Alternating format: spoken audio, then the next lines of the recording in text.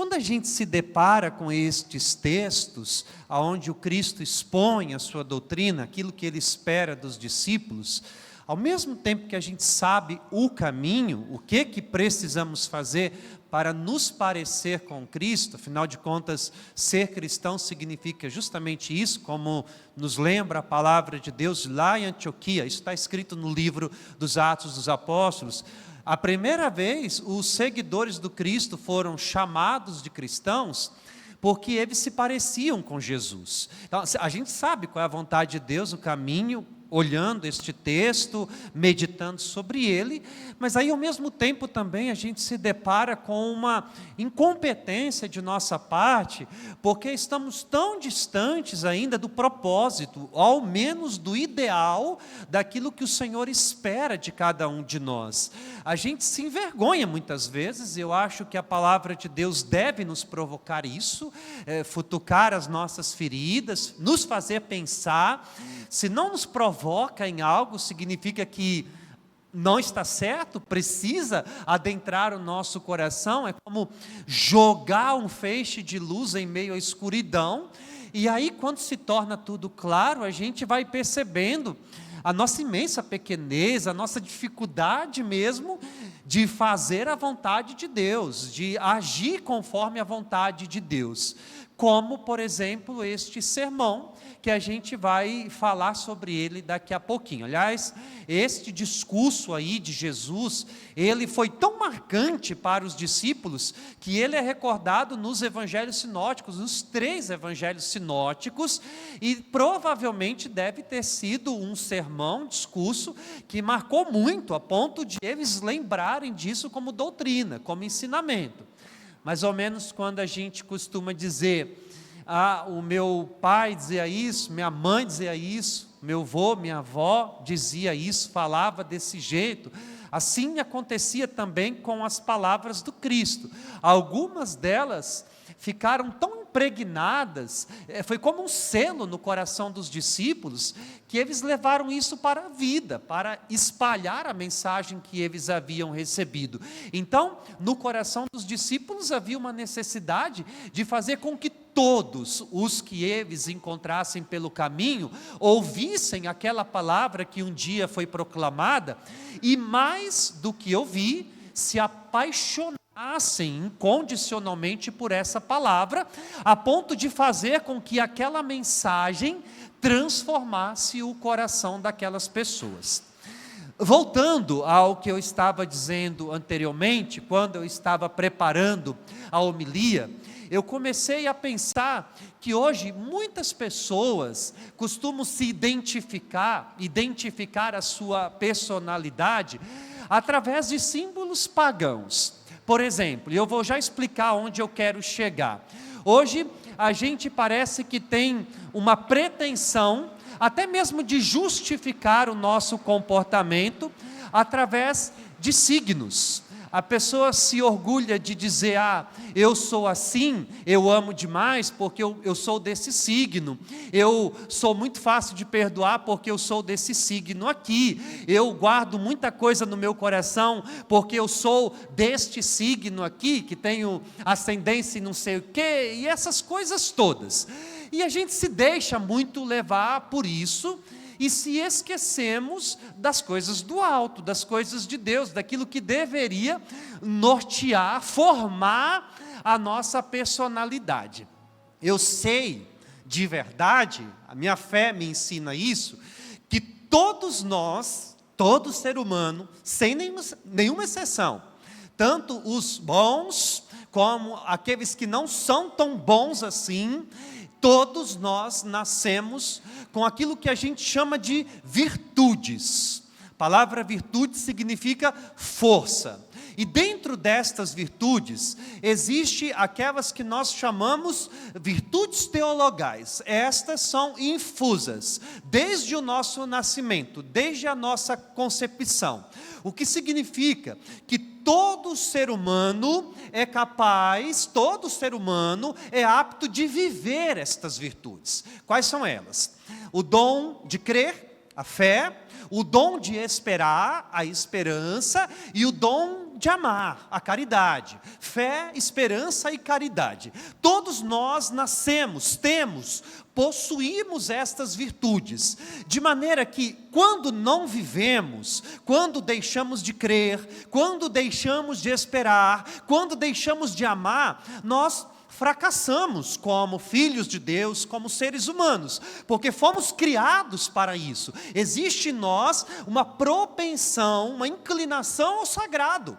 E eu falo disso assim, de todos os povos. Se você pegar, por exemplo, uma tribo isolada na Amazônia, que nunca teve contato com a civilização, haverá neles algo sagrado. Em todas as culturas, em todos os povos é assim, uma capacidade de pensar em algo superior, numa divindade deles, no caso. Então, o ser humano é propenso a isso. A gente nasce inclinado a acreditar, até porque, se a gente vive como pagãos, se nós vivemos não acreditando em algo, meu Deus, a vida é triste demais, acaba não tendo sentido.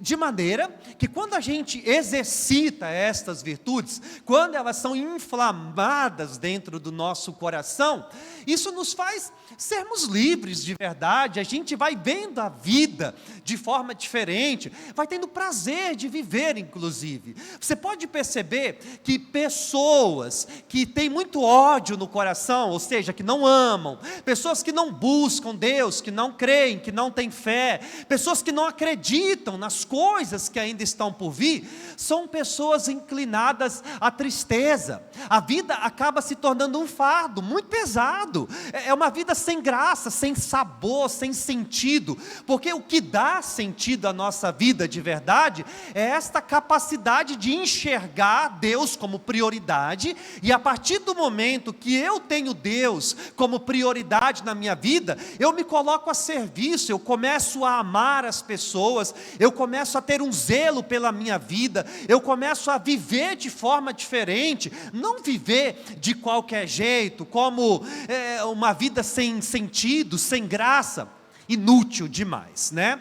Por que eu estou falando para vocês sobre as virtudes teologais que nós nascemos com elas? Não sei se vocês perceberam, desde a primeira leitura, passando pela segunda leitura e também o Evangelho, existe aí uma destas virtudes que se sobressai. É o tema, talvez, da liturgia da palavra de hoje que nós escutamos, que é o dom, a virtude da esperança. E o que é a virtude da esperança? Eu usarei para descrever aquilo que está contido na própria palavra de Deus. Como São Paulo nos ensina, a capacidade do ser humano de esperar pelas realidades futuras, aquilo que os nossos olhos ainda não veem, aquilo que o nosso coração não imagina, são os bens que Deus tem a cada um de nós. Então, quando eu penso desta forma, quando eu penso no futuro, no amanhã, como sempre uma vontade de Deus, como o melhor de Deus para a minha vida, eu estou exercitando o dom da esperança de tal maneira que isso vai modelando a minha vida por inteiro. Eu passo a ser um ser humano diferente. Se eu estou neste mundo vivendo sem esperança, isto é um desastre. Vou dar um exemplo para vocês. Eu costumo ir fazer muitas exéquias, é um dos nossos ofícios. Para quem não sabe o que é exéquia, é a oração que o padre faz ali, num velório. Nós chamamos de exéquia, a última oração, a oração de despedida às pessoas que estão velando alguém. Eu estou dando este exemplo de morte, porque talvez seja o estágio mais aguçado da nossa vida, porque a gente nunca está preparado para a morte, a gente não espera, chega de surpresa, e aí deixa um vazio muito grande debaixo de nossos pés, a gente não sabe lidar muito bem com ela. Se eu encontro alguém que diz que deseja morrer, essa pessoa está doente, ela precisa de ajuda, ela não está no seu juízo normal, porque nenhum de nós que estamos aqui desejamos morrer, Às vezes a gente encontra uns assim meio bitolado, né? Ah, eu queria morrer para me encontrar logo com Jesus. Deus me livre, eu quero... Demore bastante ainda, né? Eu posso esperar esse encontro muito ainda, não tenho pressa para este encontro acontecer. Mas eu estou falando sobre isso, porque quando eu vou em algum velório, aí eu sei, ao encontrar com os familiares de quem faleceu, pessoas que são movidas de esperança, e quem não é movido de esperança. Para alguém que não tem esperança, aquele momento se torna tão trágico a ponto de ser o final de tudo mesmo. É como se nada mais tivesse motivo de ser. E eu estou dizendo isso também após o luto, porque o período do luto, que a própria psicologia fala de 6 meses, que é quando a gente não consegue reagir, tudo bem, isso é explicado. Às vezes as pessoas chegam para confessar com a gente e dizem, né, padre, eu queria pedir perdão, porque eu briguei com Deus, porque eu questionei Deus, porque eu não aceitei, porque eu falei tantas coisas para Deus, porque eu vivi essa perca. Senhor, fique tranquilo, Deus não ficou bravo com você, porque Ele entendia a sua dor, o seu luto. É natural que diante da perca, a gente tende a encontrar culpados. A gente se culpa, poxa vida, eu poderia ter feito algo, a gente culpa outros, a gente culpa Deus, é uma reação do ser humano em querer arrumar um culpado para a dor que se está sentindo. Mas além disso, a gente percebe que pessoas que não são movidas por esperança, neste momento, estão acabadas, já não tem mais sentido, já não tem mais razão de nem elas mesmas viverem. Ao contrário, pessoas que são movidas de esperança, sofrem também, choram e faz parte do processo, sentem saudades, mas existe lá dentro algo sobrenatural, que é como um conforto, um consolo, essa capacidade de a gente saber, a morte não deu a última palavra, eu acredito no céu, no paraíso, nas coisas que os meus olhos ainda não são capazes de ver, e isso não tira a minha dor, mas de alguma forma suaviza, é como um bálsamo sobre a ferida. Então eu acredito no céu, eu acredito no paraíso, eu estou sofrendo, eu questiono Deus também, mas eu tenho esperança na ressurreição, eu tenho esperança de que um dia estarei junto, como descreve o livro do Apocalipse, naquele lugar onde não mais haverá a morte, a dor, o luto. É dom da esperança de acreditar. Talvez eu já até falei essa história aqui para vocês, aqui em Paraupebas mesmo, eu era padre jovenzinho, recém-ordenado, tinha acabado de chegar aqui, e me chamaram para fazer uma exéquia. A mulher tinha para lá de 90, viu? E aí eu fui, né, cheguei, aquele clima pesado, né, de velório e tudo mais. Mas me chamou a atenção que uma das filhas desta mulher, ela chegou assim em mim, me agarrou, sabe, assim, em desespero. Por que Deus fez isso comigo? Por que Deus fez isso com a nossa família? Não julgo ela não, é para vocês entenderem alguém que não tem esperança mesmo, sabe? A mãe viveu mais de 90 anos, deveria ser um momento de dor, certeza, de despedida de alguém que foi tão importante, mas também um momento de gratidão a Deus, de saber que a mãe descansou, que estava nos braços de Deus. É a diferença de quando somos movidos por esperança. Pois bem, eu queria falar um pouquinho sobre o dom da esperança, para a gente conseguir entender este evangelho de hoje. Primeiro lugar, Jesus desce da montanha e vai a um lugar plano.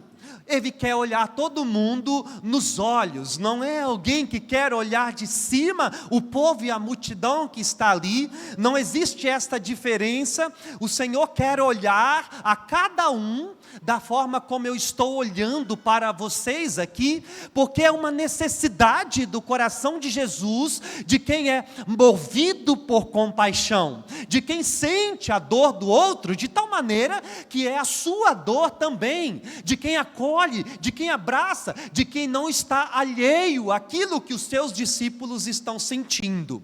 Mas há uma diferença de gente que está ali naquela planície. Existe os discípulos de Jesus, e não entenda os discípulos aqui como apóstolos, não são os 12 apóstolos, e existe uma multidão que está ali também. Só que quando o Senhor vai falar, ele se volta, ele olha para os discípulos, e não para a multidão que está ali, porque existe uma diferença muito grande entre aqueles que se tornam discípulos, daqueles que se deixam modelar pela palavra de Deus, e por aqueles que estão ali apenas por curiosidade. Afinal de contas, mesmo aqui, nesta igreja, existe uma diferença daqueles que são discípulos e daqueles que estão aqui por estar apenas.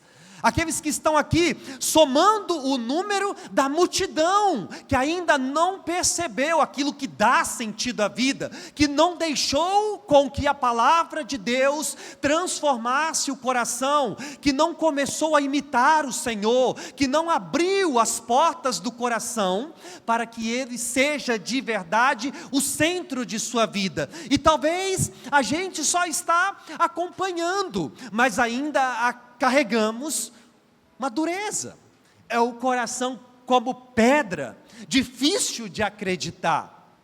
Por que às vezes a gente não muda? Por que continuamos os mesmos de antes? É porque é o meu signo, ou porque eu sou assim mesmo. Nossa gente, eu tenho um pavor desse discurso. Eu sou assim mesmo, me aceite do jeito que eu sou, não vou mudar. Quantas vezes a gente roga praga sobre a nossa vida? Quantas vezes a gente pronuncia palavras de maldição contra nós mesmos? Eu não sei perdoar, eu não consigo perdoar. E isso faz com que eu vá nutrindo ódio dentro do meu coração. E eu fui criado para amar, eu não fui criado para odiar. Existe o dom da caridade, do amor dentro de mim. Então eu não mudo, eu permaneço mesmo, porque eu só estou no meio da multidão. E aí não adianta eu vir para a missa todo domingo, não adianta eu rezar, não adianta. Se a palavra de Deus não provocar em mim uma mudança genuína, verdadeira, eu estou contado no meio desta multidão, e esta multidão não é capaz de acolher aquelas palavras do Cristo, porque os discípulos estão atentos aos sinais de Deus, os discípulos estão atentos à voz do Mestre, os discípulos amam o Senhor, os discípulos querem mudar a sua vida, os discípulos querem se parecer mais com Jesus, os discípulos querem dar sentido a este mundo, ser diferença, sal da terra, a luz do mundo. E é por isso que o Senhor se volta para os discípulos, porque só estes serão capazes suficiente de compreender aquilo que Ele quer dizer. Então o Senhor se volta para eles e diz o seguinte, mais ou menos, é o que significa as bem-aventuranças. Eu sei que vocês estão sofrendo, eu sei que vocês estão padecendo, eu sei que vocês estão sendo perseguidos, caluniados, eu sei disso, a dor de vocês é a minha dor também, mas vocês receberão a sua recompensa. Esperança, entende? Mesmo diante da dor, mesmo diante das provas, Deus faz um convite aos discípulos, como faz a cada um de nós também, a permanecermos firmes, porque o melhor ainda está por vir. As coisas que os olhos não viram, que o coração não imaginou, bem-aventurados. Se vocês estão sendo perseguidos, caluniados, se vocês estão padecendo, se utiliza da fome, da sede, se vocês estão vivendo as provas por causa de mim, vocês são bem-aventurados, felizes, porque hão de receber a sua recompensa. A gente pode, na nossa liberdade, parafrasear este texto. Deus sabe de todas as coisas. Deus conhece o teu coração. Talvez muitos de vocês chegaram até esta igreja hoje, se identificando com isso que foi proclamado. Bem-aventurado você que está sofrendo dentro de casa, com o seu casamento, com os seus filhos. Bem-aventurado você que está talvez vivendo o drama do desemprego. Bem-aventurado você que está passando por uma enfermidade. Bem-aventurado você que anda triste, que perdeu o rumo, a direção. Feliz, porque vocês receberão a recompensa, porque Deus está olhando para você, Deus está cuidando de você. E o dom da esperança nos faz acreditar que o melhor ainda está por vir, que Deus tem para cada um de nós coisas extraordinárias. Mas o Senhor termina o evangelho de hoje também com palavras muito duras. Agora, ai de vós que estão vivendo com fartura, ou seja, ai de vós que estão vivendo de qualquer jeito, aproveitando a vida, achando que está tudo bem. Ai de vós que tem odiado demais, ai de vós que tem mentido demais, ai de vós que tem deixado o Senhor por coisas passageiras, porque também vocês receberão a recompensa. A gente deveria ter pavor de uma vida sem graça, morna. A gente deveria ter desprezo por uma vida que não tem sentido. O que dá felicidade a este mundo? O que é a causa de nossa felicidade, afinal das contas? Às vezes dá dó de perceber como a gente tem conduzido a nossa vida, de qualquer forma, de qualquer jeito, vivendo como pagão, desenfreadamente, achando que estamos vivendo um auge, quando na verdade o coração se encontra tão vazio, tão cheio de tantas coisas que não são capazes de preencher, de dar sentido de verdade. Chega um momento que se faz necessário a gente fazer uma faxina, esvaziar para poder encher de novo. Chega um momento que a gente tem que perceber que talvez eu estou vivendo assim, uma secura espiritual. Tenho colocado a minha confiança em coisas passageiras. Não tenho acreditado no meu Deus, como diz Jeremias. Não tenho colocado nele a minha esperança. São Paulo também nos lembra disso. Olha, se nesta vida vocês puserem a esperança em Cristo, de todos os homens somos os mais dignos de compaixão. Ou seja, quando colocamos a nossa vida, quando consagramos a nossa vida a Deus, somos dignos da compaixão do Senhor. Leve esta mensagem para a sua casa. Talvez vocês estão cheios demais de coisas desnecessárias. E aí, ai de vós, excesso de briga, Ai de vós, excesso de palavrão, palavras malditas, ai de vós, excesso de mentira, ai de vós, falta tudo ali dentro, falta Deus.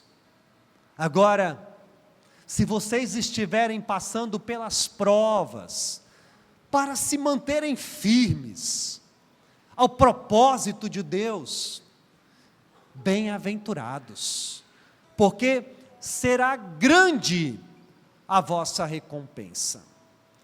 Eu comecei falando isso e queria terminar também da mesma forma. Hoje a gente quer justificar os nossos fracassos de todas as formas. Pare. A culpa somente é sua. É o primeiro passo. Reconheça teus erros. Reconheça que você precisa mudar. Eu sei, minha gente, que tem alguns pecados que são como espinhos na nossa carne. É uma batalha que a gente tem que travar e talvez ela vai demorar uma vida inteira. Mas tem tantas coisas que a gente pode mudar agora. Às vezes, por exemplo, eu não entendo alguém que costuma vir e me dizer: padre, eu xingo demais. É tão simples você tomar uma decisão e de dizer, a partir de hoje, eu não xingo mais. Acabou. Eu sou o senhor dos meus impulsos, e não o contrário. Uma decisão de minha parte mesmo. Padre, eu me estresso por qualquer coisa. Chego em casa estressado, desconto em todo mundo. Meu querido, a vida passa depressa, e talvez você vai se culpar um dia pelo tempo de qualidade que você não teve. Não adianta tanta amargura, tanto ódio. É impressionante como a gente se especializa em ferir as pessoas que estão perto de nós, e como a gente tem dificuldade de pronunciar palavras que edificam, palavras de bênção. Como a gente tem dificuldade disso? As crianças sabem xingar, desde cedo, falam palavrão, escutam, estão aprendendo, dentro de casa.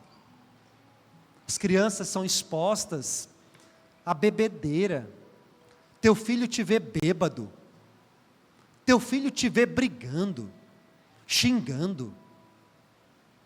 Ai de vós, ai de vós. Ainda dá tempo de mudar a rota, ainda dá tempo de mudar a vida, ainda dá tempo de transformar o coração, de se encher de coisas boas, se encher de fé, de esperança, de caridade, rever a rota da sua vida de verdade. O Senhor hoje desce aqui, nesta planície, olha para cada um de nós. Será que estou sendo contado entre o número dos discípulos ou no número da multidão? Só estou por estar, não tenho um propósito. Daqui a pouco, eu vou sair por aquela porta da mesma forma como entrei. Nada mudou. Aí não tem sentido. Palavra de Deus precisa transformar a nossa vida, dar sentido de verdade.